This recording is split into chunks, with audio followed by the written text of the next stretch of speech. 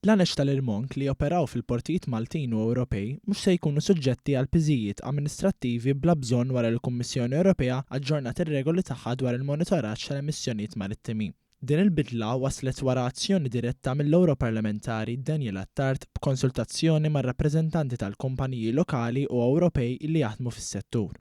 Kif spjegat is-Segretarju Ġenerali tal-European Tug Owners Association Anna Maria Darmanin, il-proposta oriġinali tal-Kummissjoni kienet tpoġġi l-għanex tal-Irmonk fl-istess kategorija ta' vapuri kbar li operaw fl-ibħra internazzjonali. Dan kien se joħloq piżjiet sproporzjonati fuq kumpaniji li normalment joperaw fil-portijiet bħal huma tugboats. Li kellna l-stakeholders marittimi kollha li qed jgħidu l-istess ħaġa. Kellna wkoll MEP li tagħti iktar importanza u rilevanza fuq il-każ jgħid ukoll kemm hi problematika u llum il-ġurnata din l-offshore tug issa ħarġet minn din Delegated Act.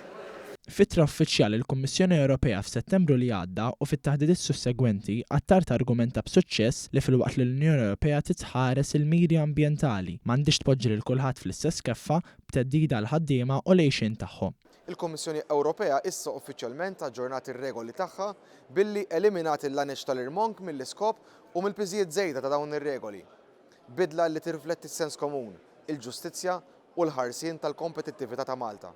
Dan huwa dak li nemmen fih u nħaddan kuljum f'xogħli bħala rappreżentant tal-Maltin u l-Awċin kollha li nisma' u naġixxi biex niddefendi l-interess nazzjonali u fuq kollox biex niksbu r-riżultati għal Malta.